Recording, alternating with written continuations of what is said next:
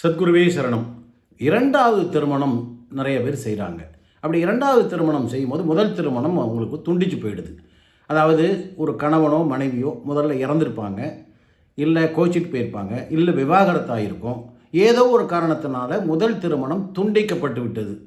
அடுத்த திருமணம் ஒரு பெண்ணுக்கும் ஆணுக்கும் நடக்குது. அப்போது முதல் திருமணத்திற்குரிய பரிகாரங்கள் செய்து கொண்டு அடுத்த திருமணத்தை செய்யுங்கள். அன்போடு சொல்கிறேன். ஏன்னா முதல் திருமணம் போனதுக்கு காரணமே ஏதோ ஒரு தோஷம், ஏதோ ஒரு கர்மா. அதன் காரணமாக தான் முதல் திருமணம் நின்று போயிருக்கு. அதை அப்படியே விட்டுட்டு அடுத்த திருமணம் பண்ணிங்கன்னா இரண்டாவது திருமணமும் அதே நிலைமையில் போகும்.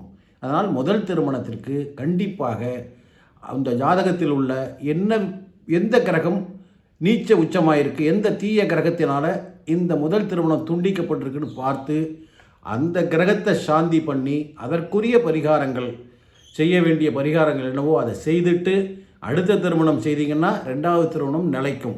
உங்கள் பொண்ணுக்கோ பையனுக்கோ இதுபோல் ரெண்டாவது திருமணம் செய்ய இருந்தால் முதல் திருமணத்திற்கு பரிகாரம் கண்டிப்பாக செய்யணும். அதுதான் நம்ம ஜோதிட சாஸ்திரம் சொல்கிறது.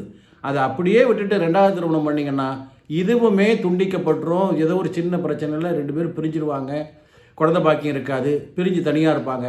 முதல் திருமணம் தான் அப்படி ஆச்சு, ரெண்டாவது திருமணம் அப்படி ஆகிடும்.